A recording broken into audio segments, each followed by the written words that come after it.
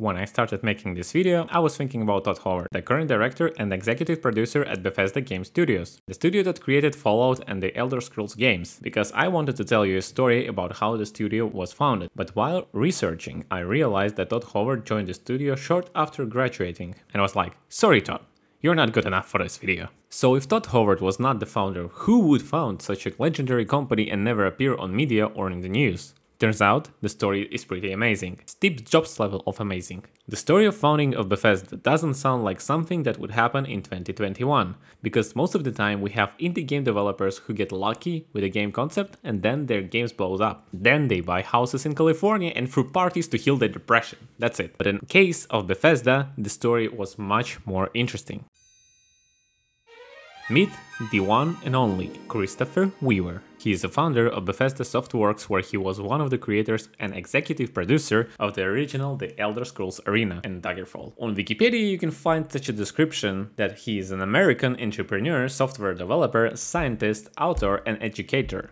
Scientist. I would call him a Mr. Beast of science at the time. The biography of this guy is mind-blowing, and it's a shame that most channels mention it as briefly as possible. So in this video, I did my best to create a comprehensive timeline based on all information I could gather. So let's go back to somewhere around 1975 and 1980s, where it all started. As a student at Hobart and William Smith colleges, we were helped redesign the campus radio and television studios and modified link trainers to better simulate situational spatial awareness. I bet he was popular with the girls at the time.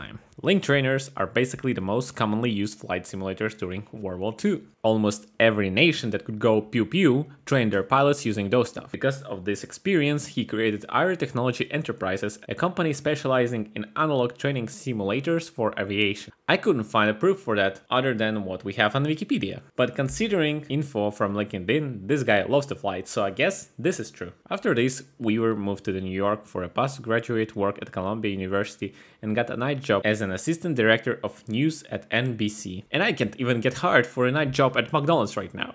Please hire me. He was later hired as a telecommunication engineer and tech forecaster for the ABC. What's important to mention is that these two roles he had during so-called transition era, or multi-channel transition, lasted around 20 years from 1980s to 2000s, and many changes happened during this transition, such as an invention of the remote control, the video cassette player. Cassette is basically a boomer USB drive for video. An analog cable system expanded viewer choice and control. Basically all of this gave people more control over what they were watching, and also a lot of new channels emerged. Networks were forced to give up some of the control they had over program creation. Subscription channels emerged with no advertisement, and the method of measuring audiences grew with a Nielsen People Meter, basically YouTube analytics for TV.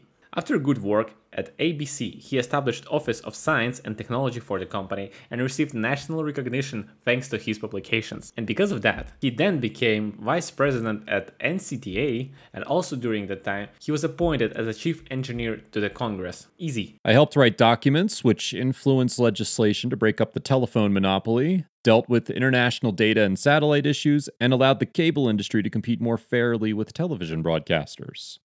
Weaver later started Videomagic Laboratories, a company working in vehicular simulators for military and entertainment purposes. This is what Weaver mentioned about Videomagic Laboratories. We went on to produce the first commercial video disc-based environment simulator. The background video was shot on the Universal Studio lot by some of the best technical gurus in Hollywood. Along the way, we created some core technologies which allowed users to interact with the display screen using gesture recognition, long before it was popularized by Apple, as well as the tools to edit interactive video. While we didn't know it at the time, the combination of techniques, technology, and tools we developed predated the market by many years. During this time, Weaver contributed to early work in graphical interfaces, optical storage, and computer-assisted editing, including encoding spatial information for tracking camera shots. So, as you understand from this short brief, Weaver worked with simulations, VR, touchscreens, camera optics long before it became known by general public, and basically was a pioneer of a lot of progressive tech. And it was not just progressive science stuff, it was bleeding edge progressive at the time.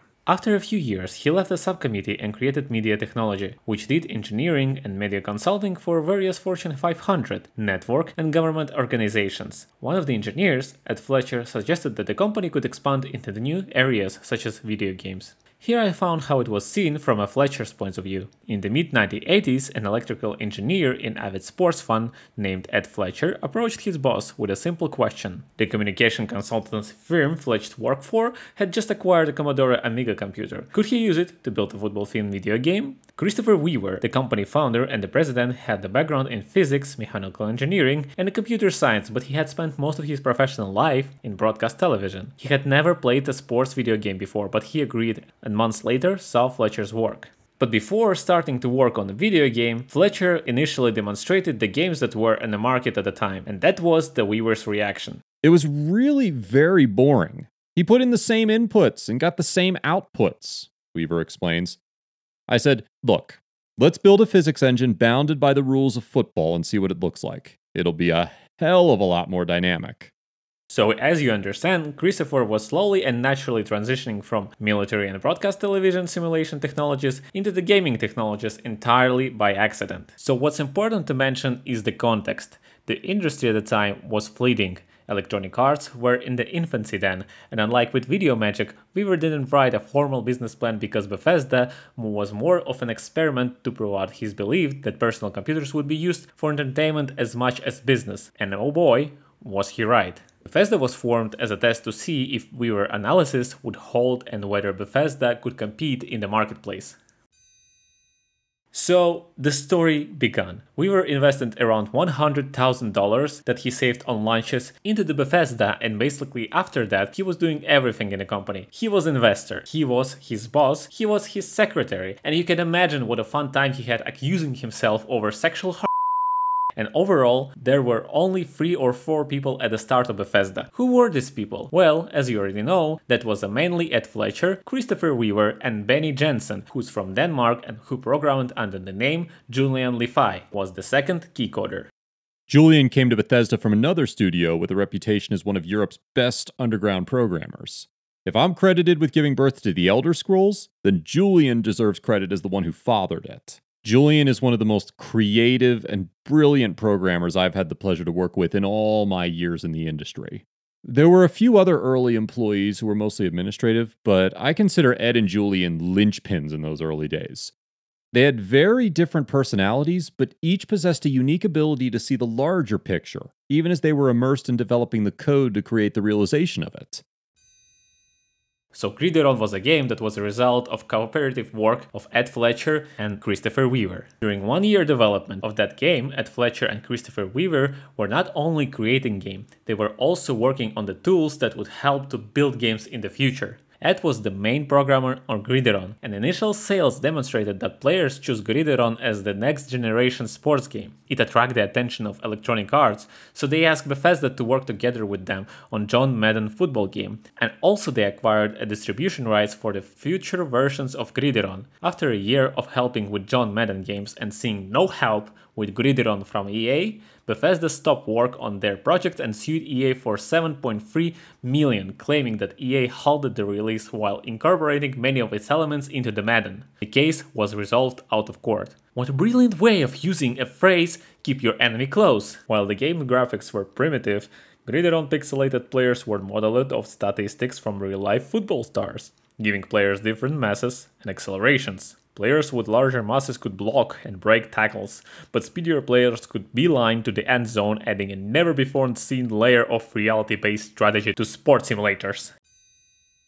EA didn't stop Bethesda from making games. Next step was expanding into the hockey games, and so they reached a local hockey teams to give a deeper knowledge and understanding of nuances of their sport. To this day, I cannot say enough good things about the hockey community. Hockey players were very approachable. Many of them had played video games and knew of Gridiron.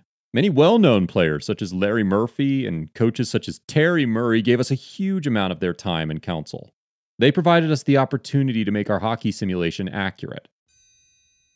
Also, Bethesda was working on Terminator Games. The initial movie was released in 1984, and you may think that creating a shooter game for the studio that is making sport game is something unnatural. But actually that was not the case, because Weaver and his team worked on physics engine previously. They could use it not only to simulate sport physics, but also it gave them opportunity to make FPS game more realistic than they were before. We thought it was such a brilliant film on so many levels that it would make an amazing game. As the industry was comparatively new, I approached the licensor for the game rights and was fortunate enough to gain his trust. Now we are stepping into the infancy of the Elder Scrolls games. From the interview that I found, I now understand the creation of the Elder Scrolls was not the accident like Gridiron, it was a much more natural, calculated and planned decision. The only question was the time before it happened. I knew from the earliest days that creating original intellectual property would ultimately yield the greatest long-term benefit for the company. We just had to reach a certain critical mass in the mind of the public to be in a position to capitalize upon our developing reputation. The important thing that is worth mentioning is the company culture. It was an inclusively family culture in the early days. Anyone could and did come to the Weaver's office about anything at virtually any time.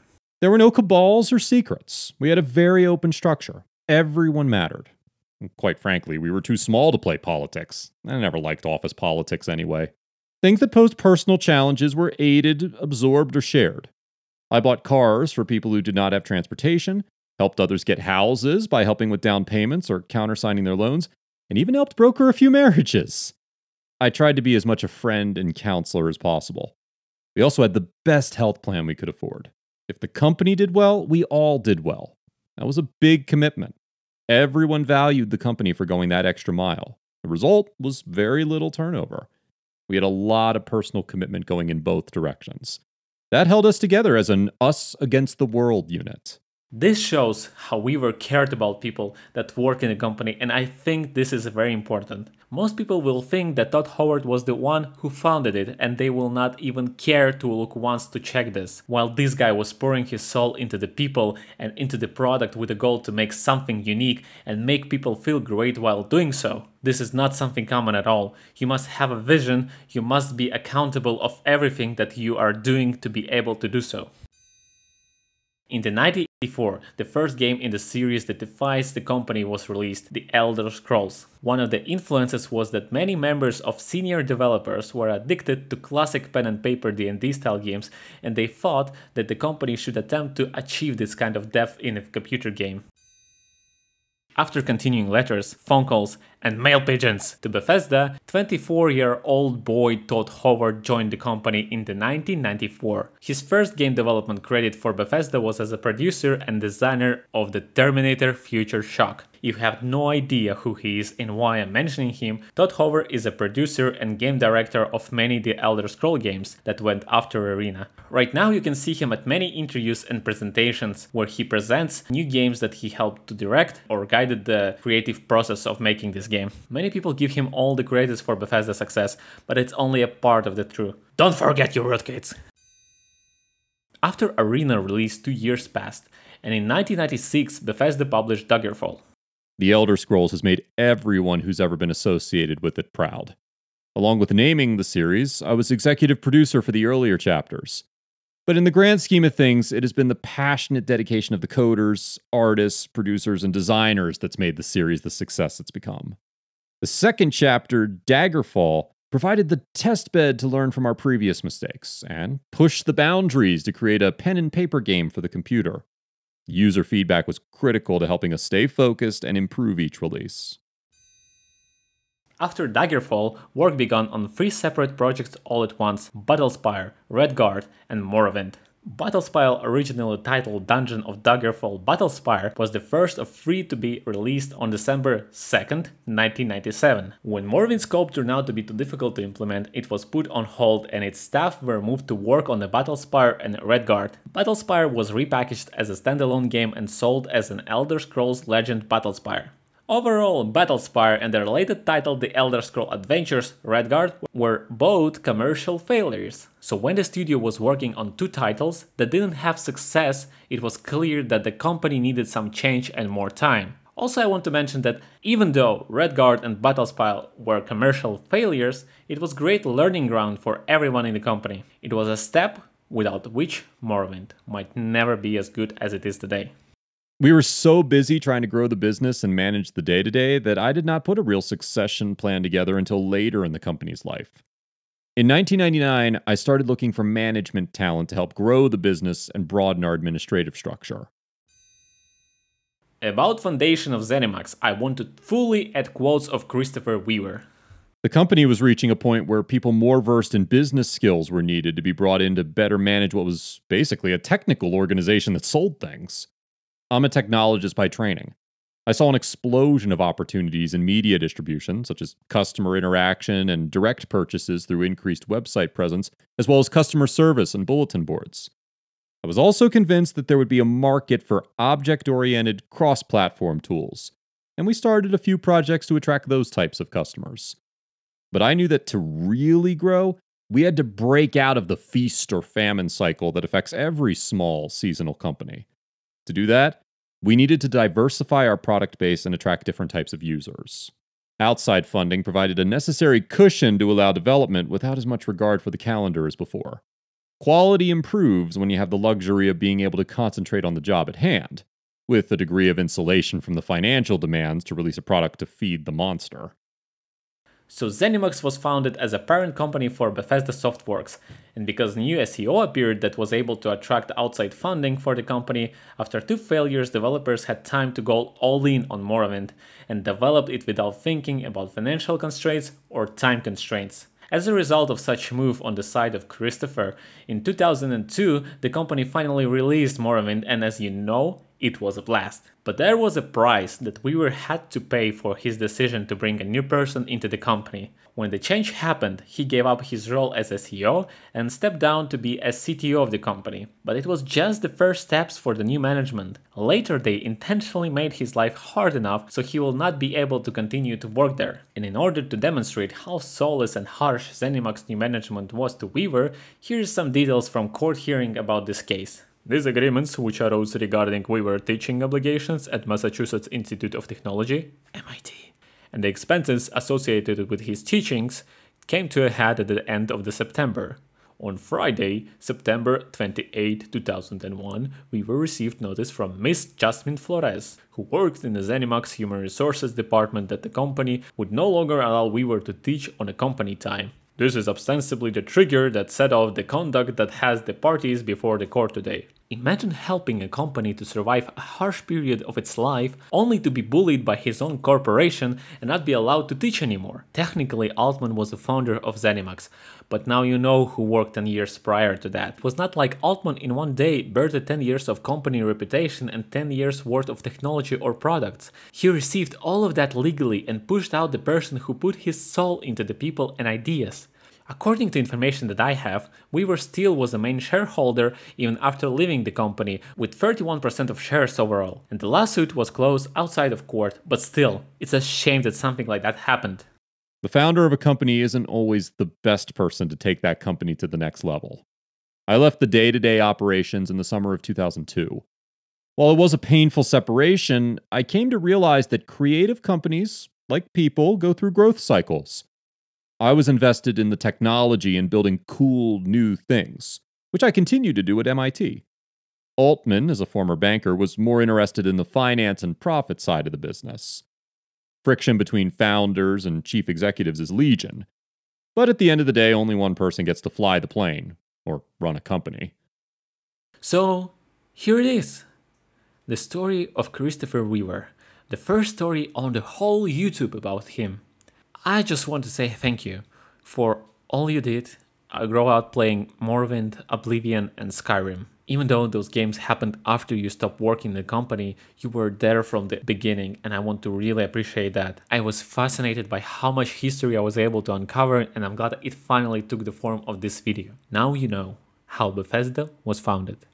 Thank you for watching this video. So let me know who you want to have next video about. I have an idea about Hideo Kojima, or I want to film a video about Gabe Newell. I think they both can be very, very insightful. So if I will receive one comment that will say Gabe Newell, I will do about Gabe Newell. And it's simple as that. You have no competition here, so take your chance. Thank you. Bye-bye. There's an old Chinese expression. Ruling a large kingdom is like cooking a small fish. The expression is derived from Tao Te Ching, the translation of which by Arthur Waley is my favorite. You can interpret the writing in many ways, but I think its philosophy sums up brilliantly what running a software company is really all about. Do as little to harm as possible, and allow each to bring forth their best to contribute to the betterment of the whole.